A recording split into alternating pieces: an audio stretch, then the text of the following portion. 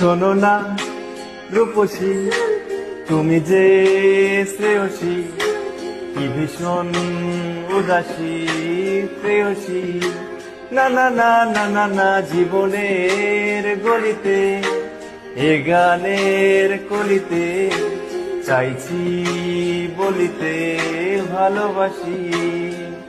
চোখের জলের আড়ালে খেলায় শুধুই দেখেছিলে যন্ত্রণারী আগুন নীলে পড়েছি যে বুঝনি তা।